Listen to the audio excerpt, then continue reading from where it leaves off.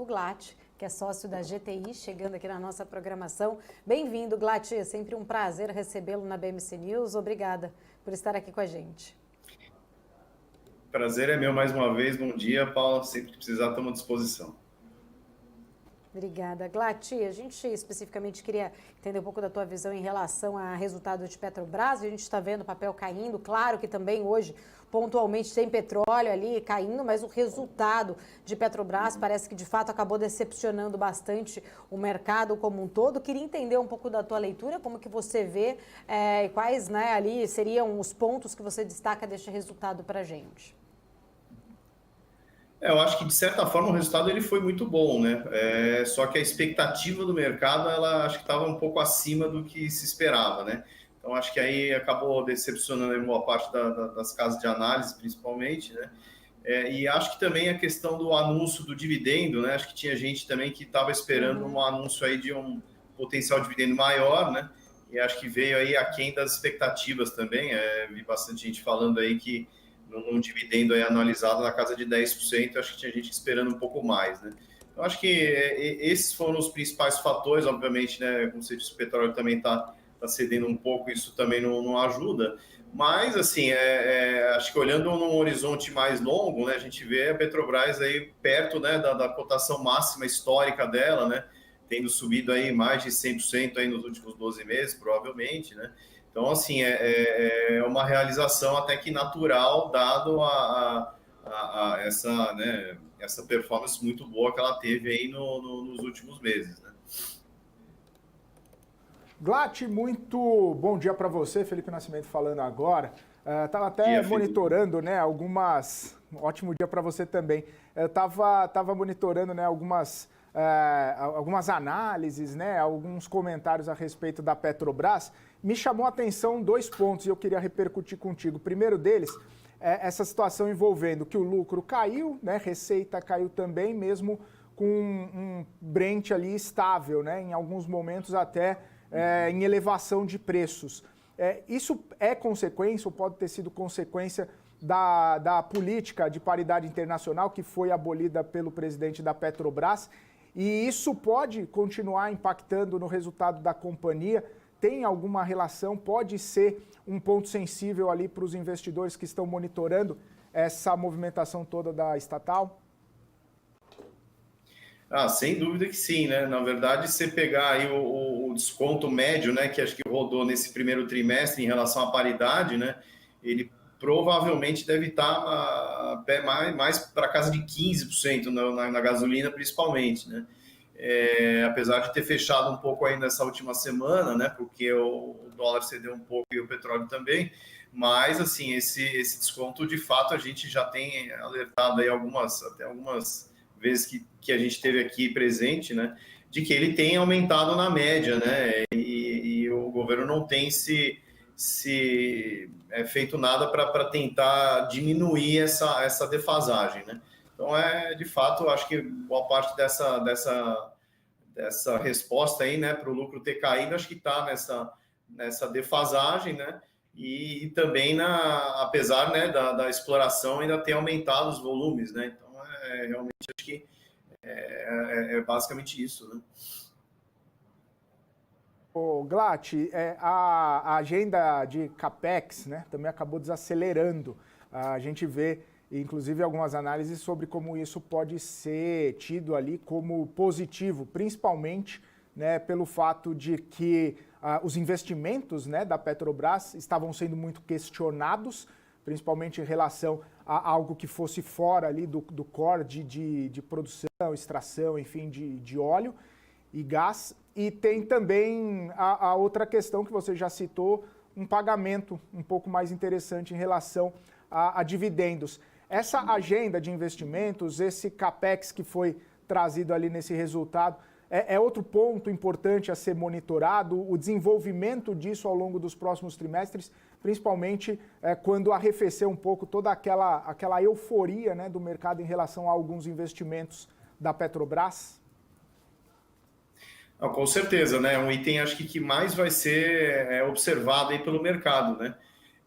A questão da análise do CAPEX num trimestre especificamente é difícil de fazer, né? Porque ela pode ter ter tido algum tipo de contratempo ou questões operacionais, né, que podem levá-la a ter tido um capex menor, mas obviamente a gente precisa monitorar não só o capex daqui para frente, mas como ele vai ser feito, né, se ele vai realmente continuar na exploração, né, de petróleo, que é onde ela mais gera valor, né, ou se realmente ele vai começar a ser destinado para outras áreas, né, como já mencionado, né, nas refinarias, eventualmente em projetos eólicos, ou nos fertilizantes, enfim, tem várias outras opções aí que foram mencionadas, né, inclusive até essa semana, né, com a desistência lá da ADNOC na compra da Braskem, eventualmente a Petrobras poderia até se interessar e fazer a aquisição lá do stake da Novonor na Braskem. Então, enfim, existem várias opções aí que podem ser utilização do capex do dinheiro, né, da Petrobras, que tem que ser monitoradas mais para frente, sem dúvida. Glat, olhando ainda, né, tentando entender ali como a introdução ali do novo modelo, inclusive de venda a distribuidoras que tem, né, ali intenção, promete reduzir o preço do gás em até 10%. O quanto você acha que isso pode acabar impactando a rentabilidade ali de Petrobras frente aos outros desafios financeiros ainda da companhia? Eu acho que é uma questão relevante, mas ela é secundária em relação aos grandes projetos de exploração, né? Que o grande ganho, né, e as margens e os retornos mais altos, eles estão muito mais ligados à exploração mesmo, né, ao custo de extração baixo, né, enfim, à exploração das águas profundas, em relação a esse questionamento do novo modelo de negócio, né? Acho que isso é um negócio que é mais até um negócio que distrai a atenção, né? Do que realmente tem um efeito prático nos números da empresa, né? Ele tem a sua relevância, mas ele é menos relevante em relação ao todo, né? Esse contexto geral, vamos dizer assim. Ô Glat, e aí a questão é a seguinte, a gente viu a dinâmica, né, perdão, a movimentação da Petrobras no comecinho do pregão, né, bastante pesado ali, muitas realizações e agora deu uma segurada, né, diminuindo um pouco as perdas.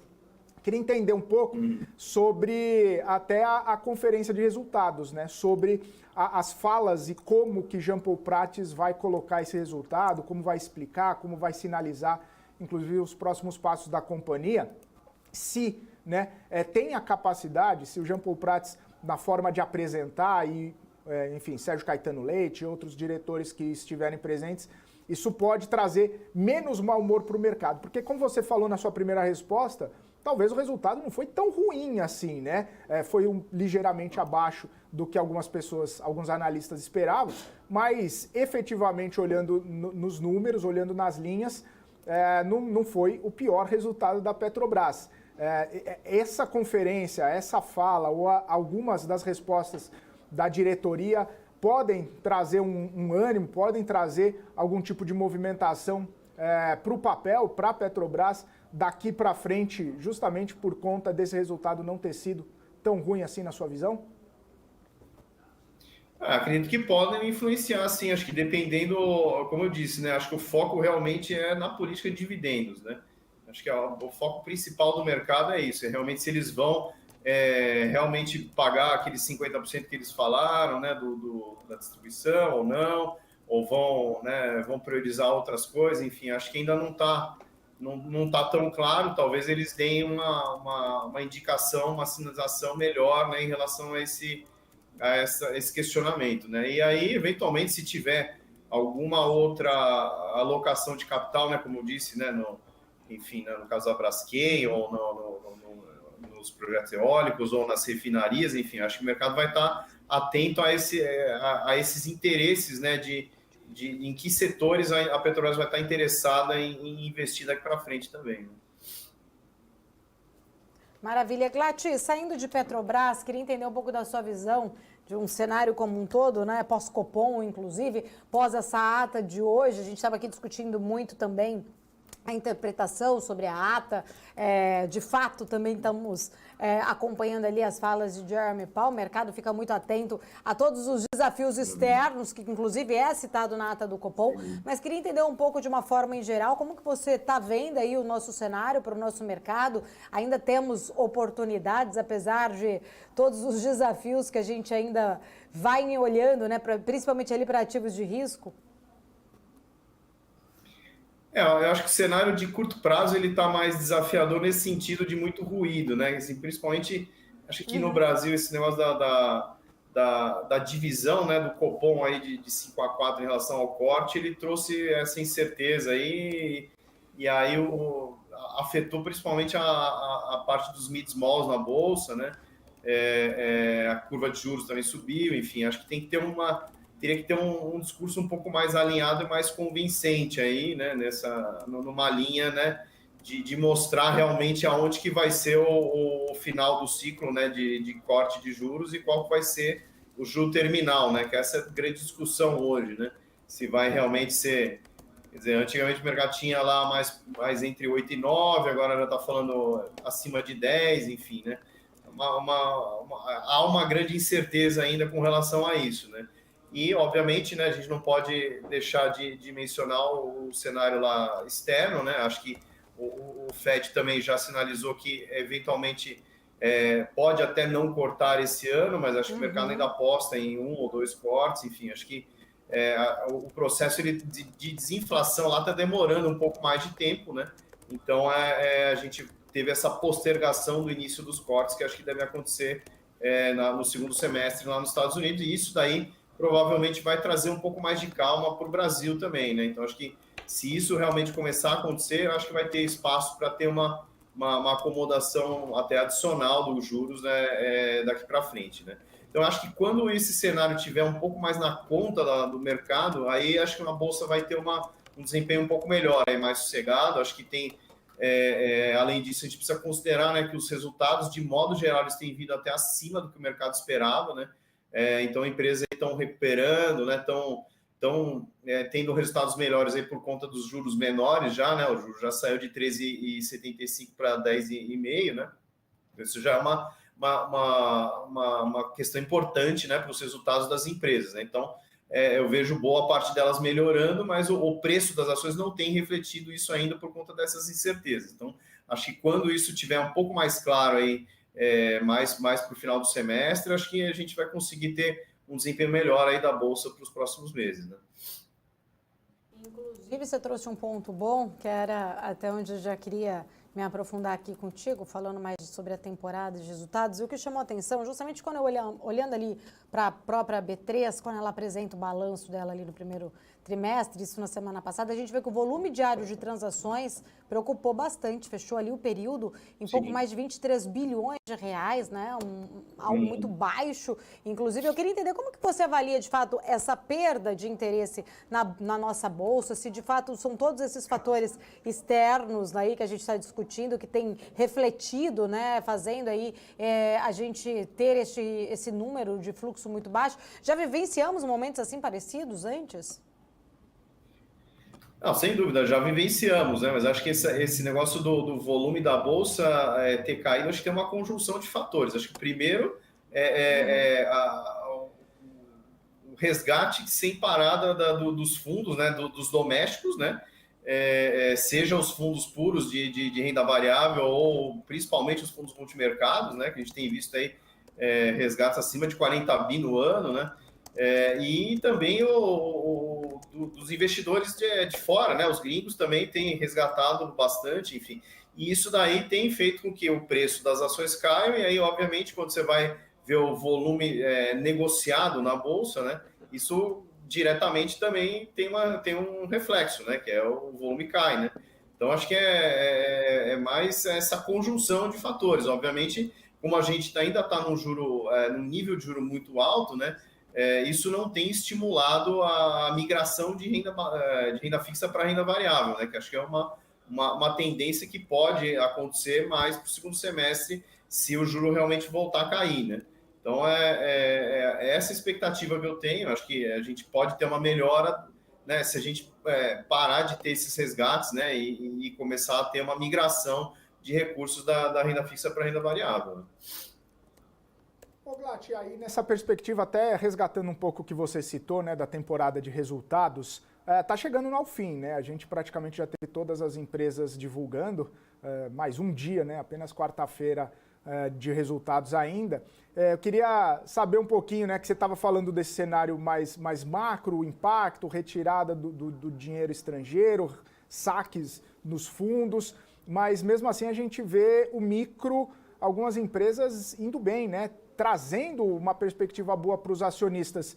Nesse contexto, e aí até na sua visão de análise mesmo, vale a pena, né, posicionar, vale a pena seguir comprando, mesmo nesse cenário mais adverso, por conta do cenário micro, em detrimento do cenário macro que ainda está muito pesado e que talvez a gente ainda tenha um bom tempo aí desse peso sobre o mercado? É claro que toda situação onde a gente tem uma dificuldade maior para o mercado, ela cria oportunidades bastante interessantes, né? Então a gente tem feito movimentos interessantes para comprar empresas que a gente não tinha antigamente e que chegaram em preços que a gente entendeu que são muito atrativos. Então isso sempre dá oportunidades, né? De olhando sempre um horizonte de médio e longo prazo, né? Para fazer essas trocas, né? Esses movimentos que geram valor no médio e longo prazo. Então, a gente tem aproveitado para fazer isso, né? A gente tem, como eu disse, né? Boa parte das empresas aí tem negociado, tem mostrado resultados aí melhores, né? Crescentes, né? E isso não tem sido correspondido pelo preço das ações, né? Pelo contrário, né? Muitas empresas aí têm sido penalizadas, né? Seja pela alavancagem ou por estar num setor em que o mercado não acha que não tem perspectivas tão boas no curto prazo, enfim. E isso daí acaba trazendo oportunidades interessantes para a gente. Maravilha. Glatt, quero agradecer sua participação. Obrigado mais uma vez pelo seu tempo. Obrigado por estar aqui com a gente na nossa programação. Uma ótima terça-feira para você. Até uma próxima. Bom, ótima terça para vocês. Obrigado, Felipe. Obrigado, Paulo. Sempre que precisarem, a gente está aqui à disposição.